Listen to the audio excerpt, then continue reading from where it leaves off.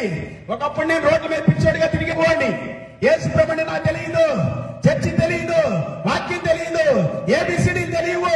ఎప్పుడైతే నేను ఈ బైబిల్ గ్రంథాన్ని చేత పట్టుకున్నానో, యేసు క్రీస్తు వాక్యాన్ని, దేవుని మాటను, జీవం గల మాటను, పరిశుద్ధమైన మాటను చదవటం ప్రారంభించాను. ఏబిసిడి నేర్చుకోవడం ప్రారంభించాను. ఏబిసిడి నేర్చుకోవటమే కాదు పిల్లరా, బైబిల్ చదవటం ప్రారంభించాను. ఇప్పుడు చదివిన ఈ వాక్యాలు ఇంగ్లీష్ లో కూడా ఎందుకు చదివించానంటే, మనము ఎంకరేజ్ చేయబడాలి. ప్రపంచంలో భూమి మీద జీవిస్తున్నాం కాబట్టి యవనస్తులు ఛాలెంజ్ గా తీసుకోవాలి. నువ్వు చేయాలనుకుంటే ఏదైనా సాధ్యమే. నీకు దేవుని వాక్యం నీలో ఉంటే, దేవుని సన్నిధి నీలో ఉంటే, పరిశుద్ధ ఆత్మదేవుడు అద్భుతాలు చేస్తాడు. నేను అమెరికా 10 సార్లు వెళ్ళాను, లండన్ వెళ్ళాను, ఇంగ్లాండ్ వెళ్ళాను, జపాన్ వెళ్ళాను. నేను ఇక సింగపూర్, మలేషియా లాంటి దేశాలు ఎన్నో తిరిగాను. పెద్ద పెద్ద దేశాల్లో, అమెరికాలో ప్రతి రాష్ట్రానికి వెళ్ళి సువార్త ప్రకటించాను. సువార్త ప్రకటించడానికి, వాక్యం ప్రకటించడానికి నేను వెళ్ళానండి. డబ్బులు పోగు చేసుకోవడానికి కాదు, అపవిత్రం చేసుకోవడానికి కాదు.